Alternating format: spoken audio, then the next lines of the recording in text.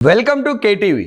రాజకీయాలలో నిలకడలేని మాట, మడమ తిప్పే నైజం ఒక నేత స్థాయిని ఎలా తగ్గిస్తాయో చెప్పడానికి ముద్రగడ పద్మనాభరెడ్డి తాజా లేఖ ఒక నిలువెత్తు సాక్ష్యం.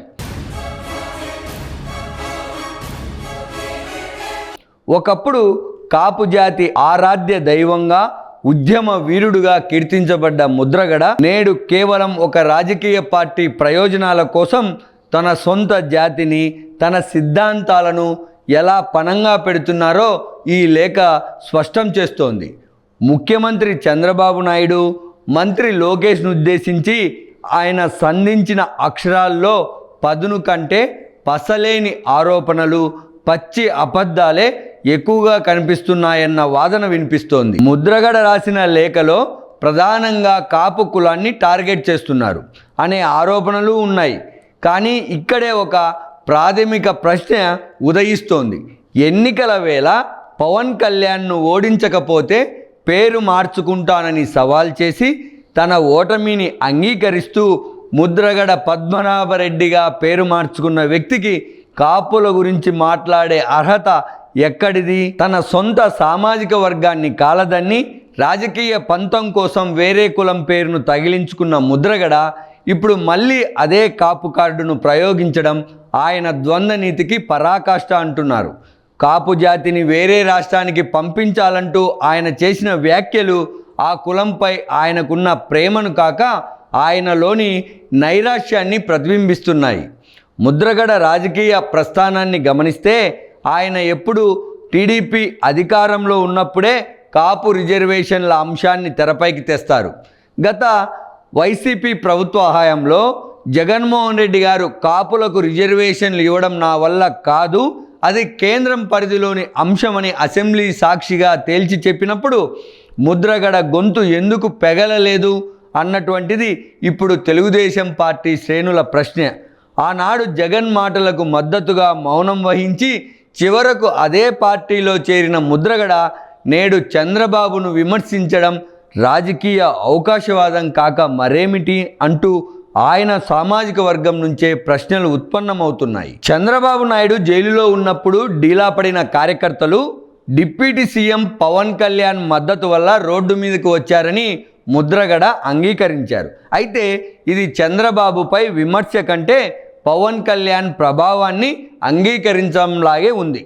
పవన్ కళ్యాణ్ నాయకత్వాన్ని కాపు సామాజిక వర్గం ఏకపక్షంగా ఆమోదించడాన్ని ముద్రగడ తట్టుకోలేకపోతున్నారా?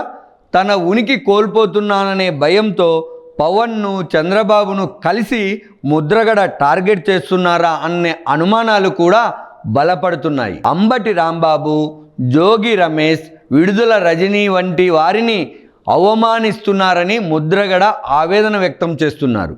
అవినీతి ఆరోపణలు, అక్రమ మైనింగు, భూ కబ్జాలు వంటి అంశాలపై విచారణ జరుగుతుంటే దాన్ని అవమానంగా చిత్రీకరించడం హాస్యాస్పదకంగా ఉందని ముద్రగడ అభిమానులే చెప్తున్నారు.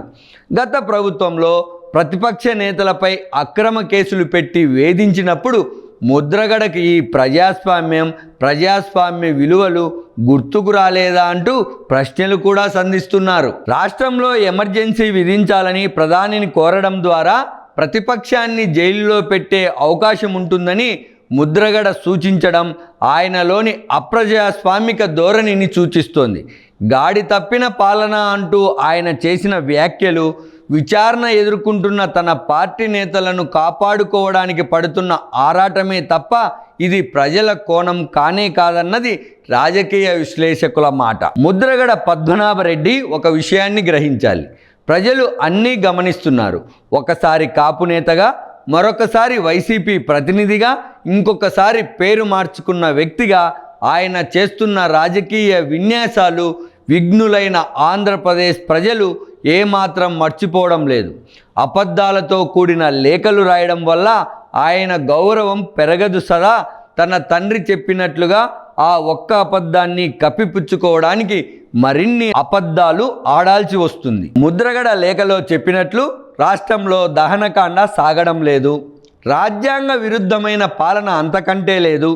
నిజానికి ఆయనలోని రాజకీయ అసహనం మాత్రమే దహనం అవుతోంది.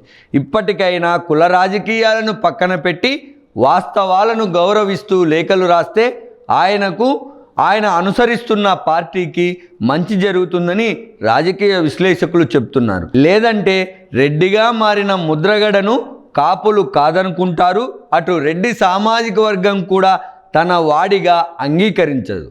ముద్రగడ పరిస్థితి అటు ఇటు కాకుండా పోయే ప్రమాదం ఉంది సుమి.